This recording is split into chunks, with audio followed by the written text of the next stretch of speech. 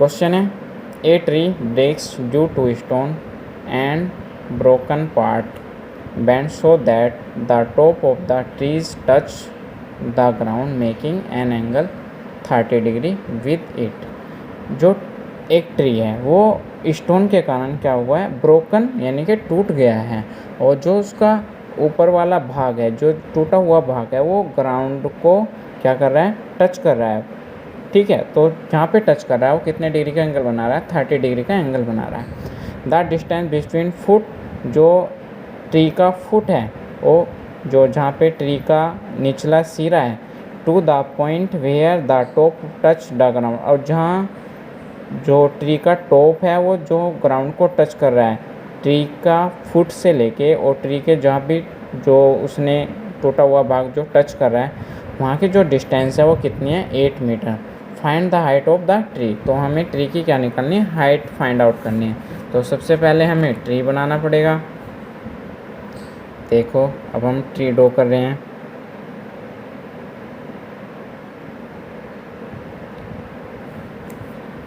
तो ये क्या हो रहा है, हमारी फिगर ड्रॉ हो रही है।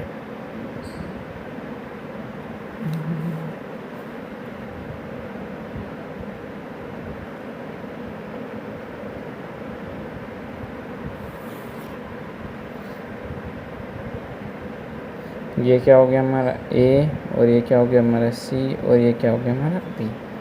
ठीक है, अब ये यहाँ तक ट्री था हमारा पूरा, अब ये यहाँ से क्या हो गया, ब्रोकन हो गया है, तो ये यहाँ पे सी पे चला गया। ठीक है, सी पॉइंट पे क्या हो रहा है, टच हो रहा है। ठीक है, और एंगल कितने डिग्री का बना रहा है, 30 डिग्री। ठीक है, तो जो हमारा ट्री है वो ए बी भी है और ए सी है। टोटल हाइट जो है हमारी ट्री की ए बी एंड ए सी है। तो हम पहले लेट कर लेंगे, सॉल्यूशन कर रहे हैं हम इसका। Let the broken part of tree, broken part of tree कितना हो गया हमारा, AC metre. Remaining height of tree, let the height लिखना है यहाँ पे, height of broken part of tree. तो यहाँ पे आ जाएगी let the height of broken part of tree is equal to AC metre. Remaining height of tree,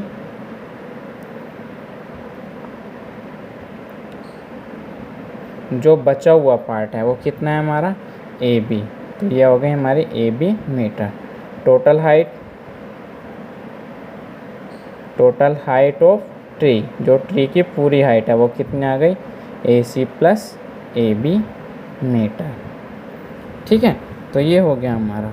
अब देखो हमारे पास ट्रायंगल कौन सा दे दिया, ABC इन राइट ट्रायंगल, कौन सा है, ABC। तो देखो हमारे पास क्या दे रखा है उसने, ये BC दे रखा है। BC कितना दे रखा है उसने, BC हमें दे रखा है, BC दे दिया उसने 8 मीटर। जो BC है वो given, BC is equal to 8 metre. तो हमें क्या दे दिया इसने, बेस।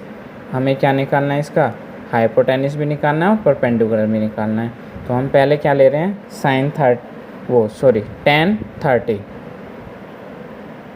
tan 30 इजकल टू क्या होता है, परपेंडिकुलर अपॉन बेस। परपेंडिकुलर कितना है इसका, AB, और बेस कितना है इसका, BC। tan 30 की वैल्यू 1/√3 इजकल टू AB, तो हमारा ऐसे ही BC कितना दे दिया इसने, BC दे दिया 8। तो AB इजकल टू कितना आ जाएगा, क्रॉस मल्टीप्लाई कर देंगे हम, ये आ जाएगा 8/√3।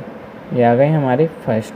ठीक है, नाउ अब दोबारा से, नाउ ट्रायंगल कौन सा, अब हमारे पास क्या है, हमारे पास बेस है, हमें हाइपोटेन्यूस निकालना है।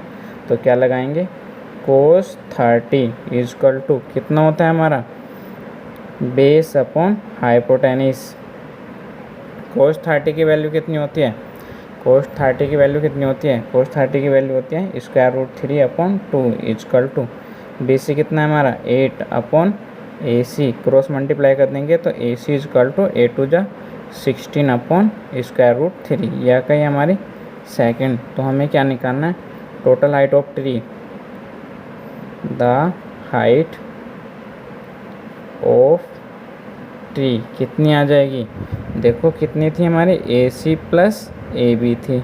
ए सी कितना है हमारे पास, ए सी आया 16/√3 और ए बी कितना आया 8/√3। दोनों का जो डोमिनेटर है सेम है, ये आ गया 16 + 8 कितना आ गया 24/√3। √3 से ऊपर नीचे मल्टीप्लाई कर देंगे इसकी, तो ये आ जाएगा 24√3/3। 3 से इसको काट दो, 3 8 जा कितने होते हैं 24, 8√3 मीटर। तो जो हाइट आई है ऑफ ट्री की वो कितनी आई है 8√3 metre. Therefore height of tree लिख लेंगे यहाँ पे, देयरफॉर